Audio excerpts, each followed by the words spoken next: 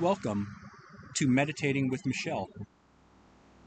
This is Michelle, and today we're going to discuss the beginning of her journey into meditation. Michelle, thank you for your time today. Thank you for having me. When exactly did you start practicing meditation?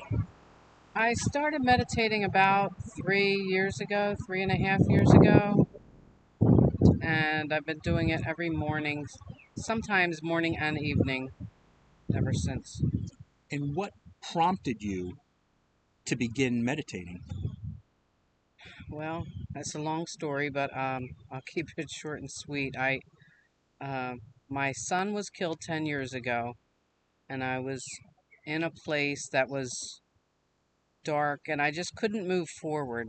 So I was looking for peace, and I was reading books, and I was doing anything that I could to try and heal from that because I knew that being in that place was not good to stay there. I wanted to live. I didn't want to be in a place of despair for the rest of my life.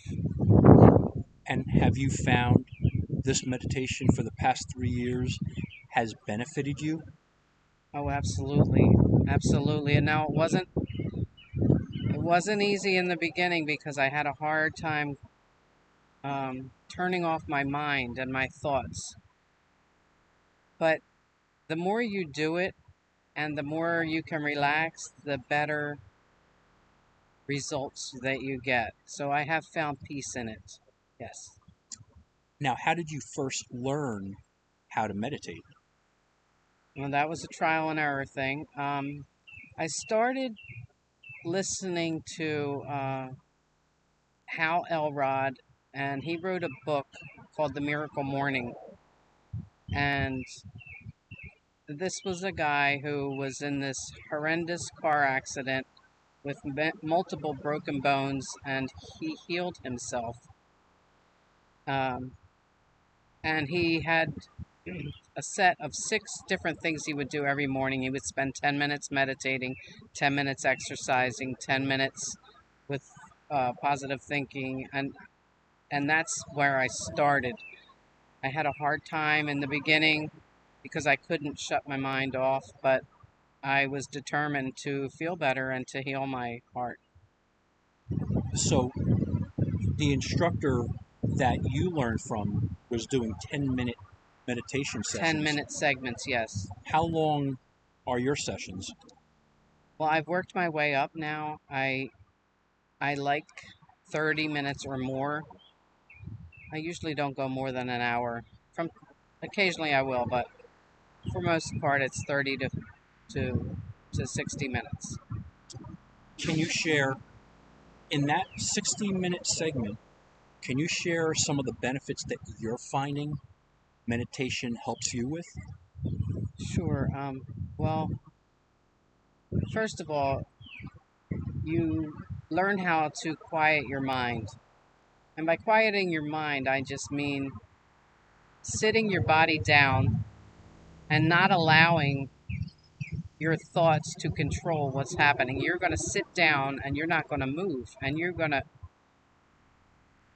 have to have control of your mind. Otherwise, whatever happens during the day just happens. So I started doing the finding myself, like, you have this negative self talk, and you have this thing saying, "Oh, I have to get up. Oh, I don't have time. I have to load that dishwasher before I go to work today. I'm not going to make that time." But if you're determined to find that time and to find that peace, you will get up a little earlier, make those changes in your life that are going to help in your healing. And that's what I do. So you find this is definitely taking some discipline.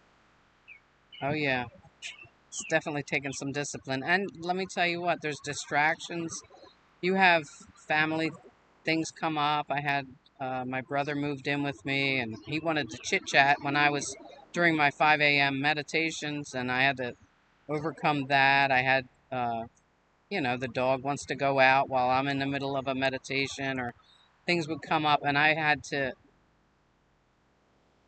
be structured enough to do all those things first and then sit down, and I wouldn't get up until I felt better. And that's how I did it. I would not get up until I felt better, and then begin my day. So if there was a viewer that said to you that they did not have the time to meditate, what would you advise them? Since I've done it, I would say make that time. Get up earlier. If you want to have a good day, then you have to go in there and you have to plan it out. Otherwise, you're at the will of whatever happens to you. You have to, we as human beings have to plan our day if we want to have a good day. I don't know how to explain that in a way that sounds professional, because I don't know, but I just know that I don't want to have a bad day because I didn't do my meditation. That begins the day on a positive note. So that's why I do it, and I continue to do it daily.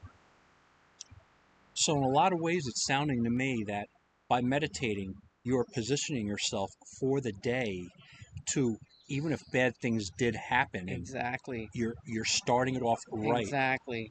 You have to take control over it. That's where we as people or human beings we go wrong, because we just allow whatever happens to happen, because this life is not happening to you. This life is happening for you. And when you understand that, everything has a lesson and a growth in it. There's some kind of a growth that for this life is all about evolution. And as we get older and as we deal with challenges and hard times, we have to we can either grow from it, or we can stay in despair. And I was there. I went 7 years, the anniversary of my son's death, the anniversary of his death, his birthday, Christmas, Thanksgiving, I was just, I woke up and that was all I thought about. And I would sob. And I could sob now because, of where I was. And I feel now that I know what I know, I feel like I wasted that time. When all along, all I had to do was learn that he's still here. He's still here. If a viewer wanted to begin, but they don't have any idea on how to start, what could you advise them? I would say set your alarm for at least 15 minutes earlier than usual, and get up with a plan. Go to sleep knowing that you're going to get up 15 minutes earlier, and you're going to sit down and you're going to close your eyes, and you're not going to get up until that 15 minutes is up. You can set an alarm. Nobody's going to be perfect in the beginning. I struggled for a while. I struggled for quite a while because I could not shut my mind off. I could not quiet my mind.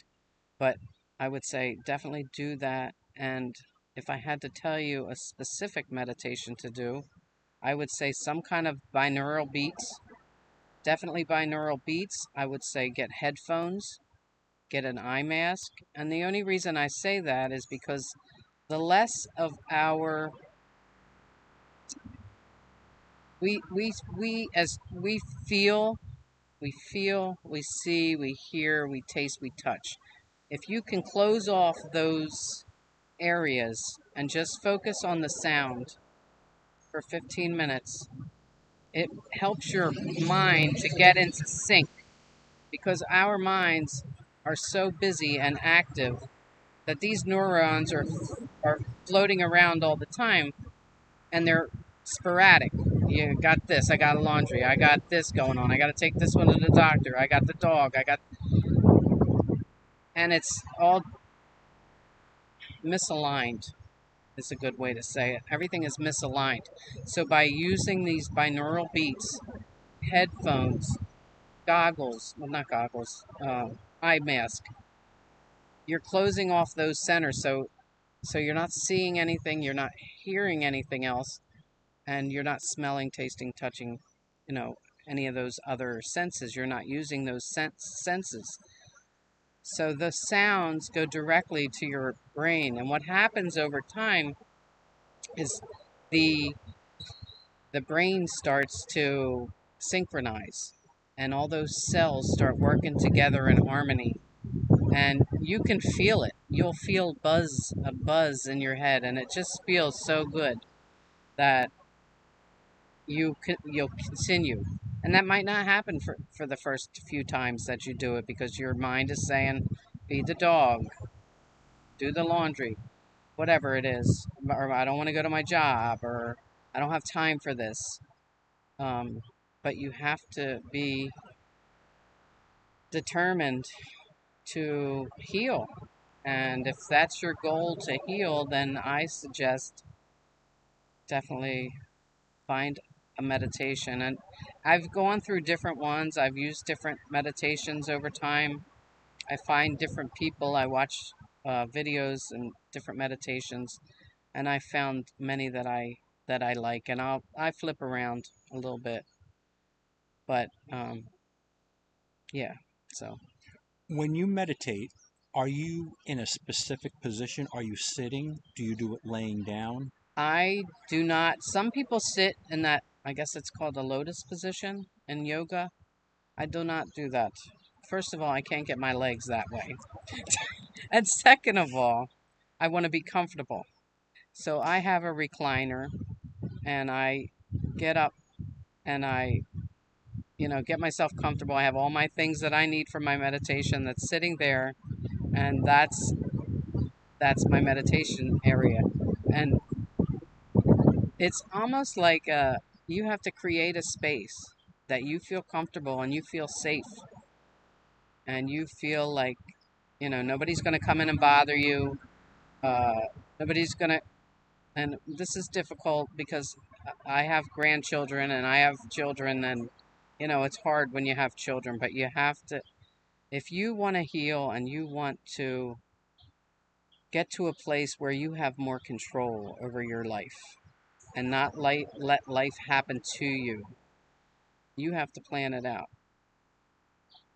I almost hear you saying you must prioritize yourself and you must prioritize your healing and your health first. Absolutely.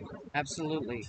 You have to quiet your mind. Now, some people, they go into prayer in the morning, they spend time in prayer. Some people, it depends on the religion, whatever belief system that you were brought up in.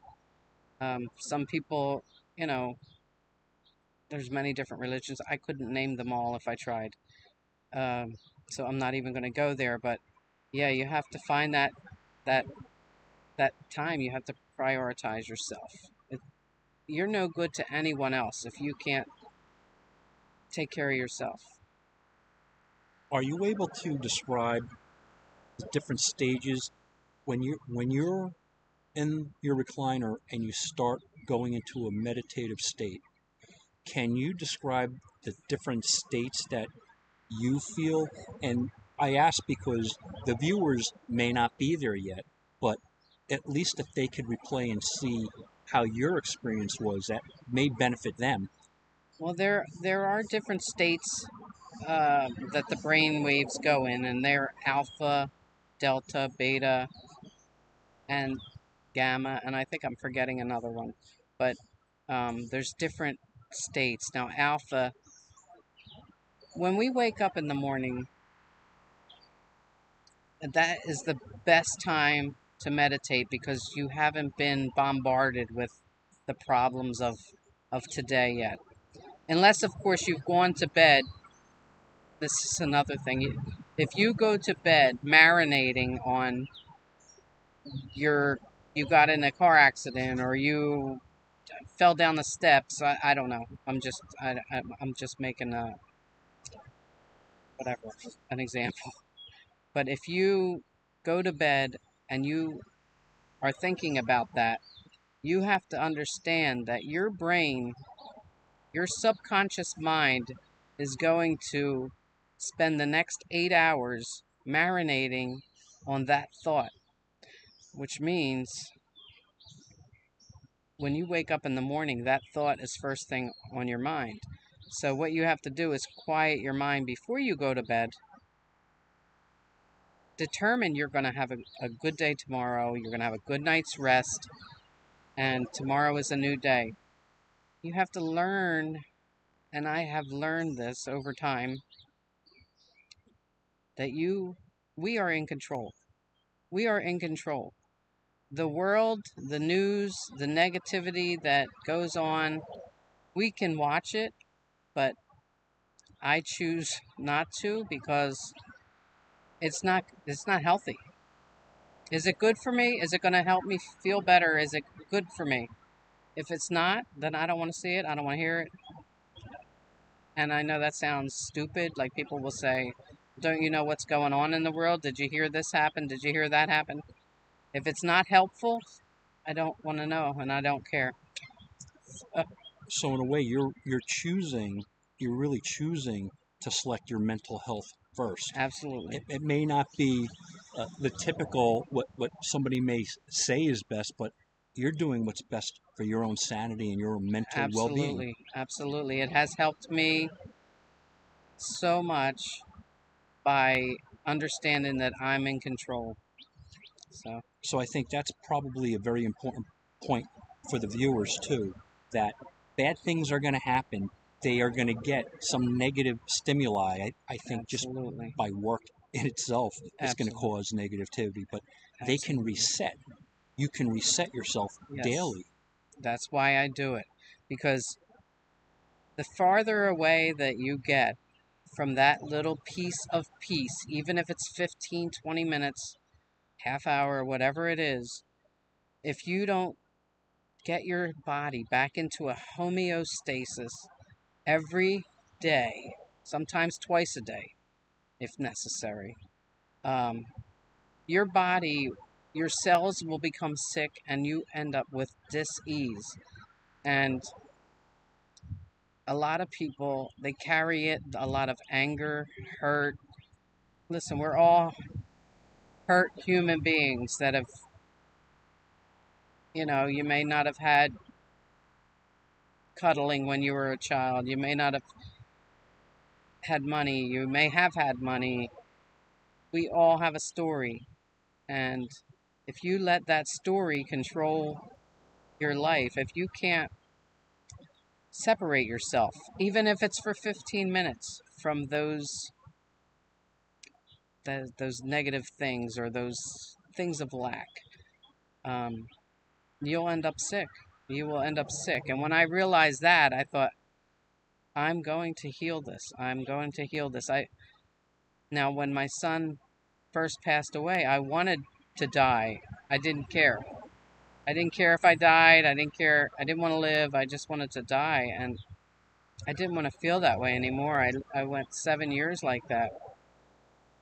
And I was determined not to. So I just immersed myself in whatever I could find about meditation and healing and the subconscious mind because I didn't want to go to bed crying myself to sleep and then wake up having marinated on that all night and then start again and over and over and over. And you could imagine how people will get disease because our cells are not meant to live in that state of being, in that fight or flight with the adrenaline and the cortisol and all those different things that are activated from our uh, I don't even know how to say it. The extreme chemicals that Yes, the elicits. chemicals that our bodies create in certain situations. And someone recommended a book, and I won't mention her name, and it was called "The Body Keeps the Score," and it talked about how if you were abused as a child and your father had by your father or something, and your father had red hair and always wore a hat and blue jeans, even though you're an adult now, you're not being abused. If you saw someone in the store that looked like your father from behind, your body would react and those cells would react in a specific way, as if you were right back in that situation, however many years ago it was that you were abused. And I have always been reading those types of things and understanding psychology, and it's really helped me.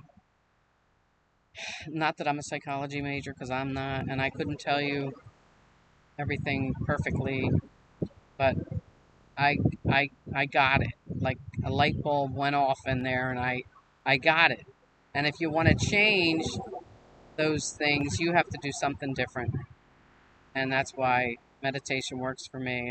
It was different. It was my healing space. It was my quiet time. It was my time. It wasn't my husband's time. It wasn't my brother's time. It wasn't the dog's time. It was my time. And I was determined to have my time every day. And that's how it began. So we were going to touch upon, and we can still, your recent Kundalini Awakening. Mm-hmm. Would you like to end this episode now? And maybe that might be because I think the viewers have a lot to digest on. I think that the hardest thing is making sure they prioritize themselves. Absolutely. So perhaps that might be Yeah, a good stopping point. we can save that for another one because that was really intense. But we'll save that for next time, people. So everybody, we are going to conclude this episode now, and just maybe we should call this Daily Gifts to Yourself by Michelle. I love that. I love that. Thank you. Thanks everybody for joining.